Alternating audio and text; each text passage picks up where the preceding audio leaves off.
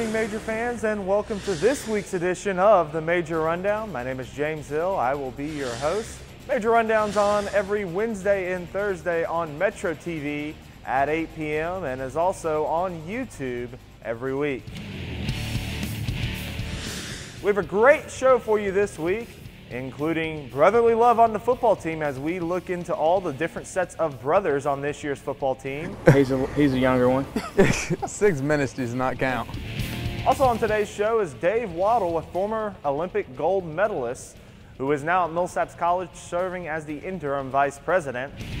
And finally, we do a story on Taboris and Jaime Fisher and look into the interesting story of them being married and coaching at the same school. Major Athletics had another great weekend this week. Let's take a look at this past week's action. The Millsaps football team traveled to Valley, Alabama and went to 3-0 on the season as they thrashed the Point University Skyhawks 54-28. Senior Keegan Joplin pulled in 100 yards receiving along with 9 catches and 3 touchdowns on the afternoon, while Mike Bartholomew continues his great start with 21 carries for 153 yards and 2 touchdowns. Garrett Pinciotti is also playing unbelievable, going 21 for 31 with over 200 yards passing and 2 touchdowns. So far this season, he has thrown for 9 touchdowns and no interceptions. Unbelievable stuff. Nick Arnold also had an interception, and Zach Bell picked up yet another sack to go along with a forced fumble. Joyner Stewart also had 2.5 sacks. Kick returner Zach Cart was also named Southern Athletic Association Player of the Week after he took back a 91-yard kick return for a touchdown to open the game.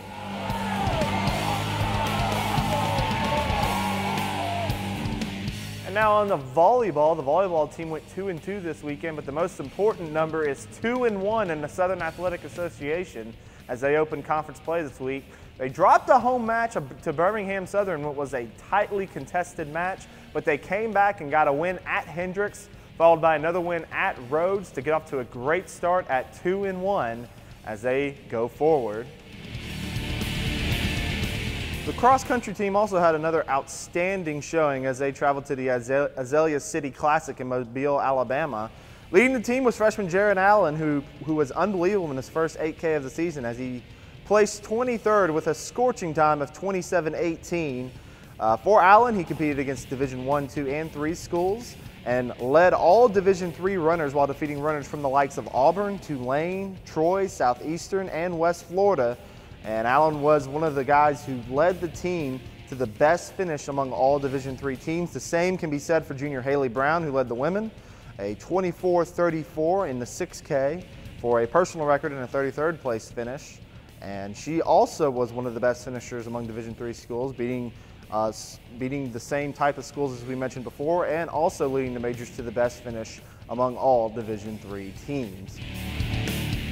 Men's and women's soccer was also in action. The men's team dropped 2 games this past weekend on the road, both in heartbreaking fashion in overtime, while the women's team also dropped a pair of matches, including a heartbreaker at Austin College.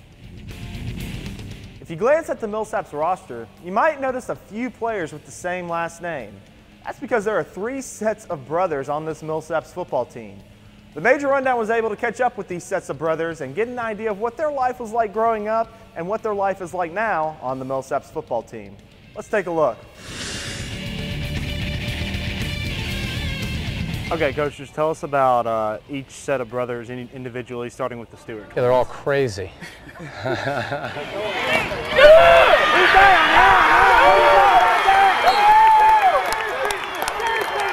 You guys both play on the defensive line, so I mean, just tell me what it's like to have your brother, I mean, your actual brother next to you on the defense. Well, they stick him on a different side from me because they want him to tackle the quarterback and not me. So. The Stewart twins are 2 juniors that I actually recruited. They were my first recruits when I took over as the head coach here.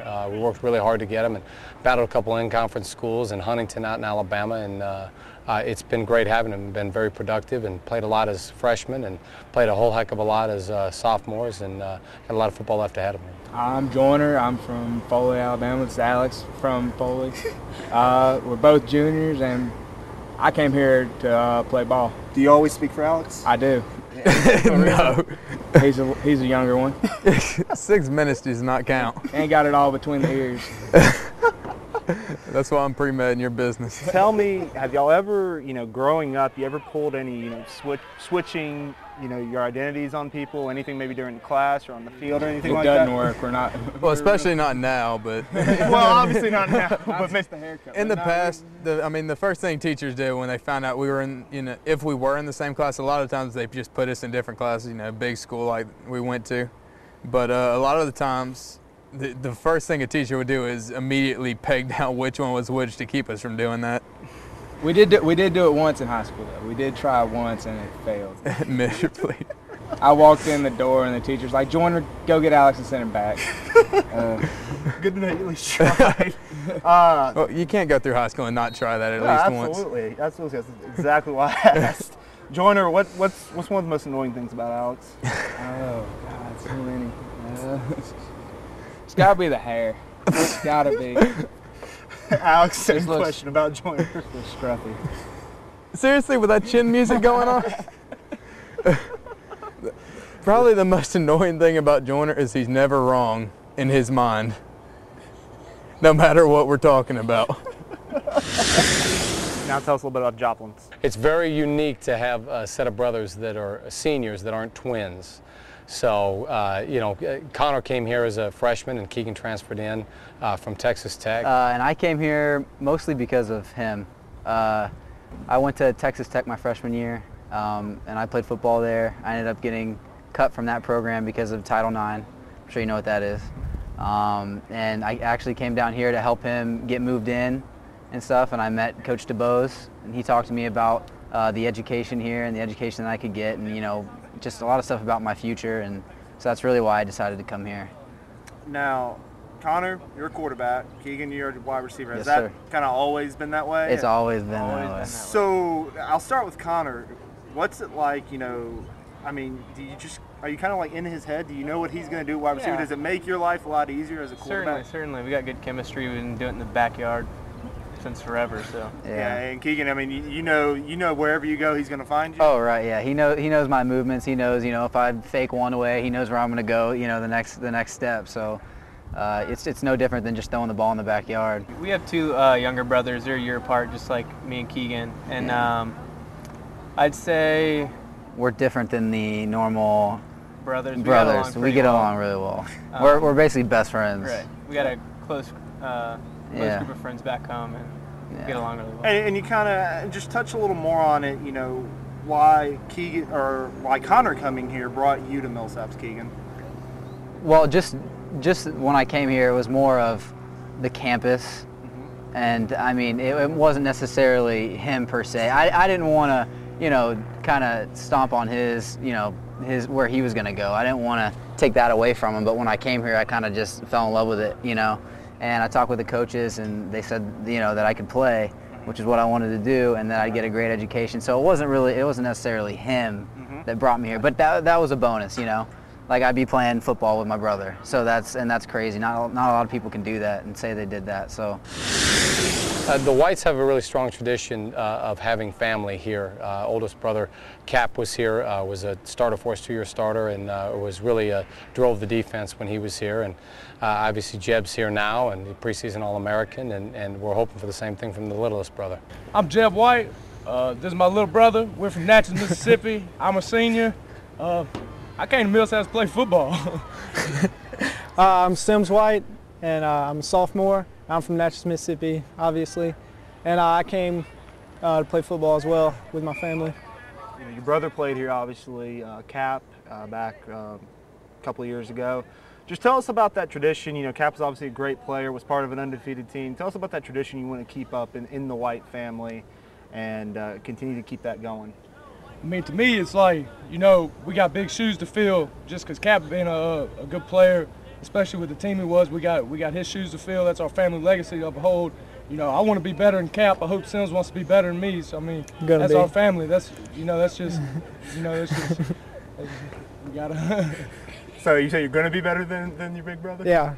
Now tell us a little bit about the tradition, though, as well. Well, I mean, I've been coming here for, I was coming to football games 6 years before I decided to come and play football, just watching my brothers and everything. And Cap's senior year, they were 11-1, I believe. And this year, we're going to be better than that. And I hope to just keep climbing up the ladder. Jeb, tell us, with your little brother on the field with you, what are you hoping, by the time you're gone, what are you hoping your brother has learned from you as you come upon your senior year, getting ready to graduate?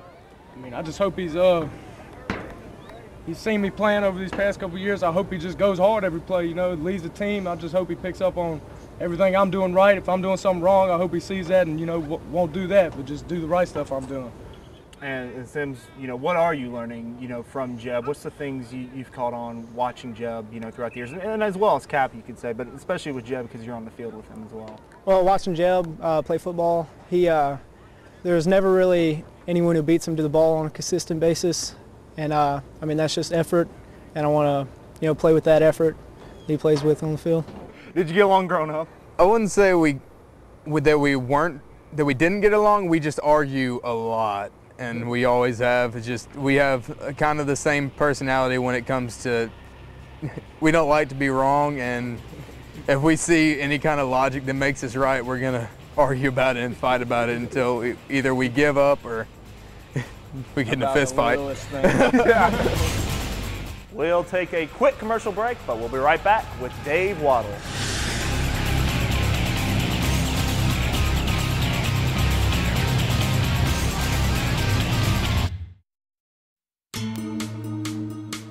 It's a new day in Jackson Television. We are Metro TV, serving Madison, Rankin, and Hinds counties with a local flavor. It's all about local people, local places, local events, local business, and local fun. You'll see your friends, your neighbors, and your family on Metro TV. Our goal is to showcase the positive aspects of life in the Jackson metro area, from Brandon and Pearl to Madison, Ridgeland, Flowood, Clinton, Raymond, and Jackson. We'll provide professional quality, informative, entertaining, and fun programming specifically serving the Tri-County metro area. So get to know us. We are Metro TV.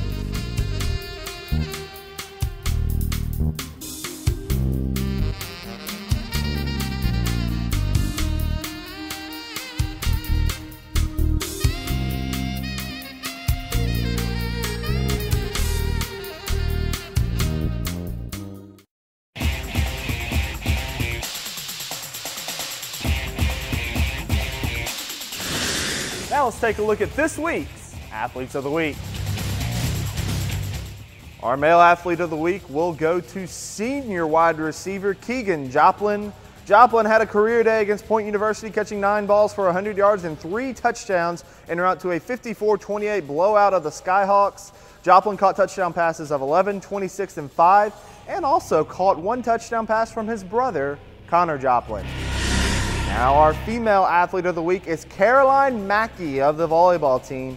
Mackey was spectacular this weekend as she had 9 kills against Birmingham Southern, 12 against Hendricks, 15 against Rhodes, and a career-high 20 against Maryville and 152 attacks, which is a .368 hitting percentage.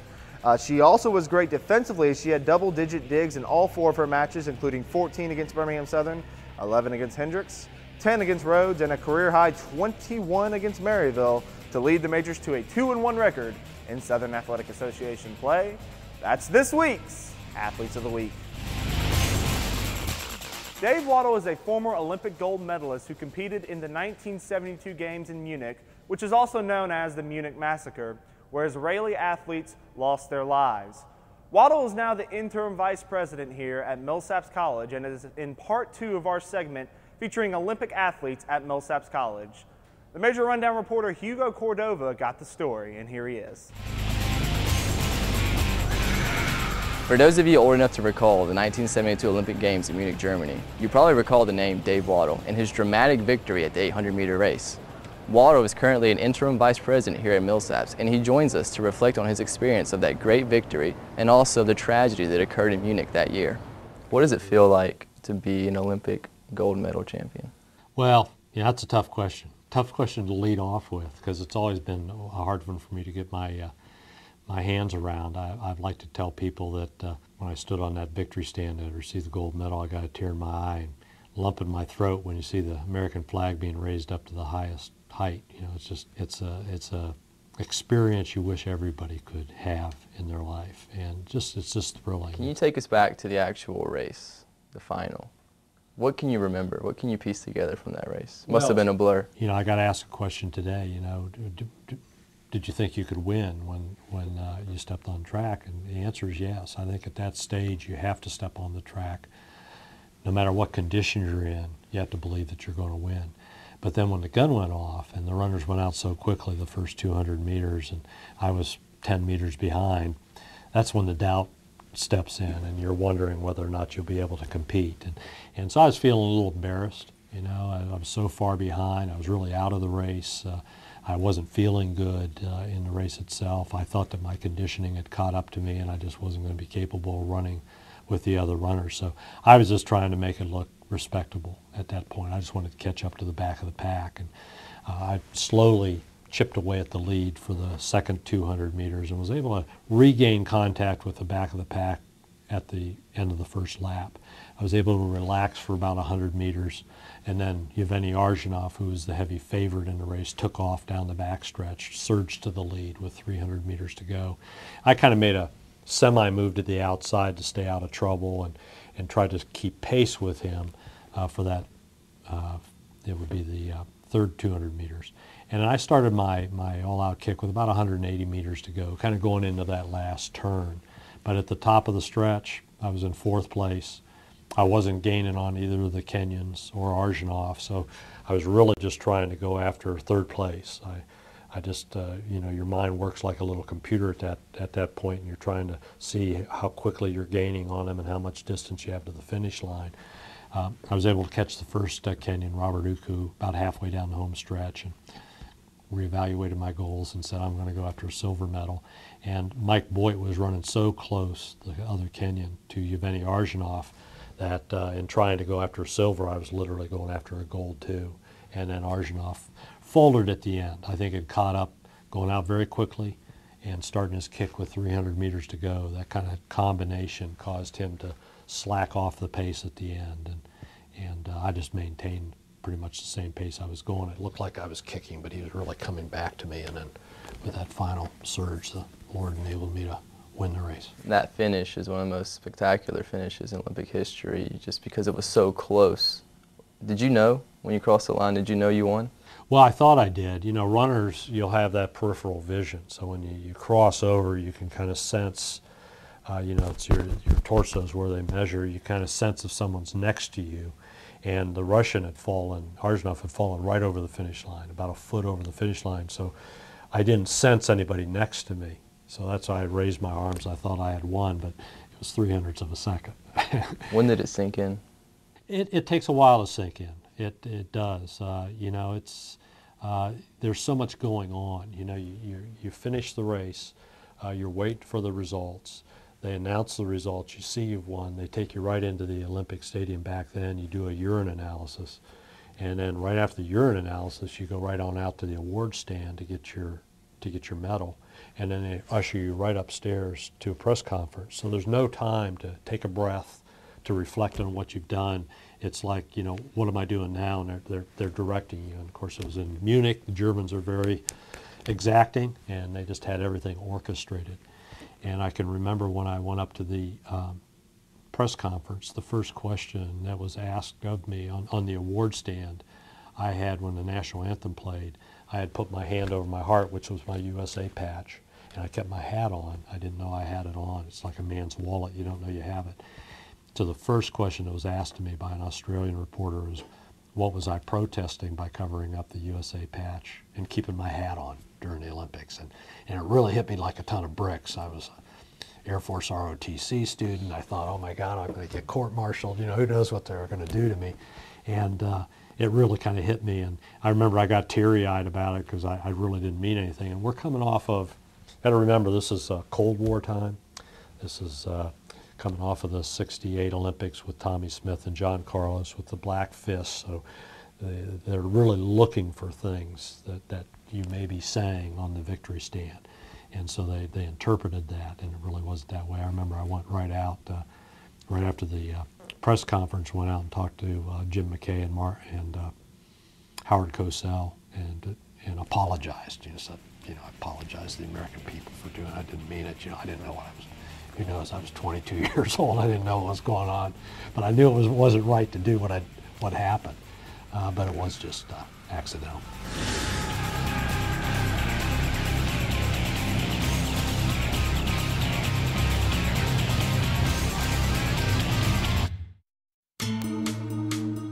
It's a new day in Jackson Television. We are Metro TV, serving Madison, Rankin, and Hinds counties with a local flavor.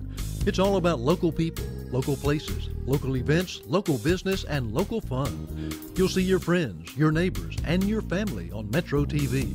Our goal is to showcase the positive aspects of life in the Jackson metro area, from Brandon and Pearl to Madison, Ridgeland, Flowood, Clinton, Raymond, and Jackson. We'll provide professional quality, informative, entertaining, and fun programming specifically serving the Tri-County metro area. So get to know us. We are Metro TV.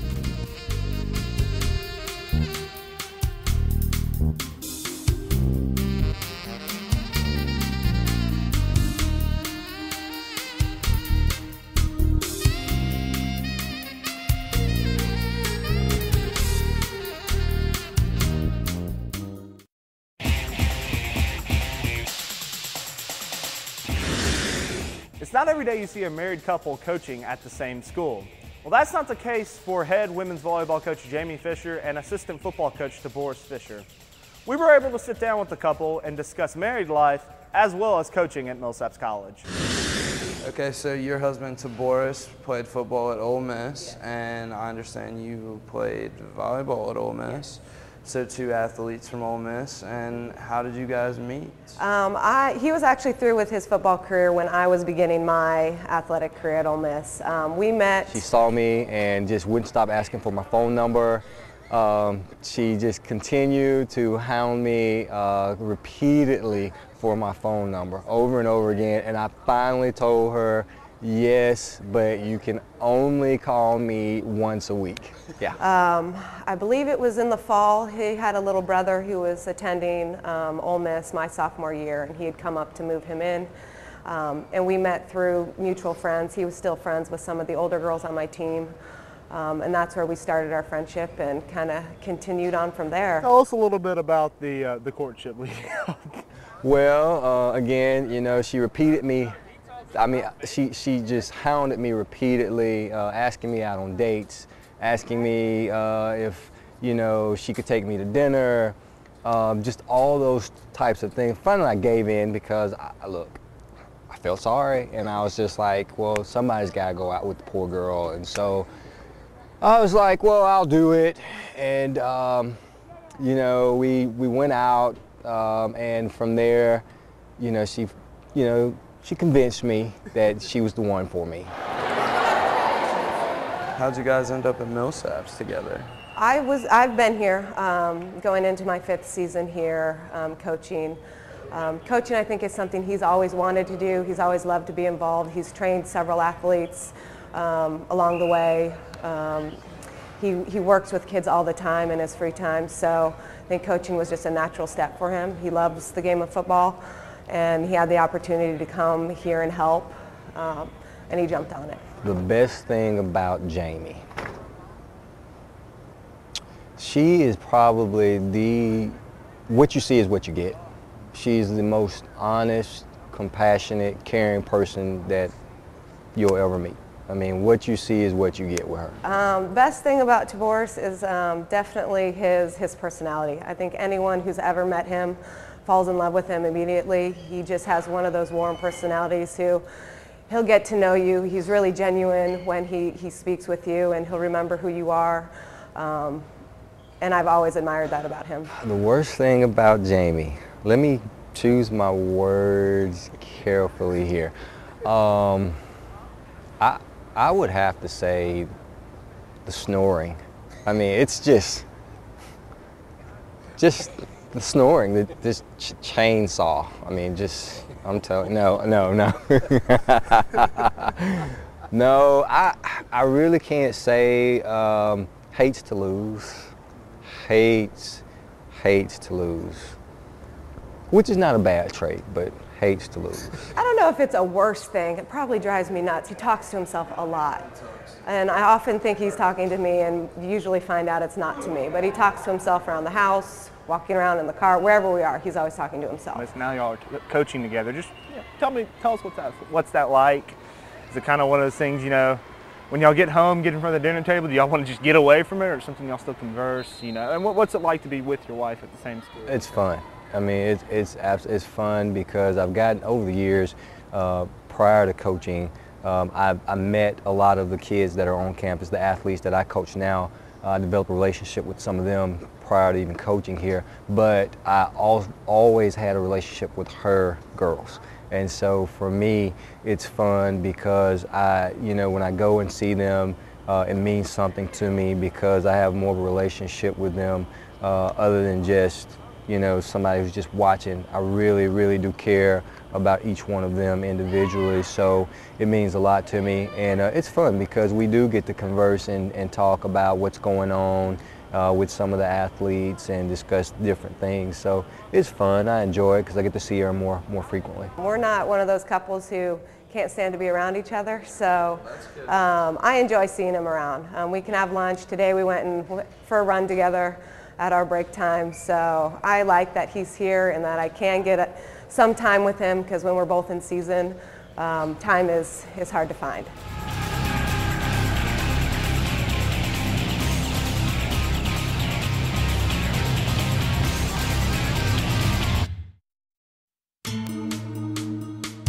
It's a new day in Jackson television. We are Metro TV, serving Madison, Rankin, and Hinds counties with a local flavor. It's all about local people, local places, local events, local business, and local fun. You'll see your friends, your neighbors, and your family on Metro TV. Our goal is to showcase the positive aspects of life in the Jackson metro area, from Brandon and Pearl to Madison, Ridgeland, Flowood, Clinton, Raymond, and Jackson. We'll provide professional quality, informative, entertaining, and fun programming specifically serving the Tri-County metro area. So get to know us. We are Metro TV.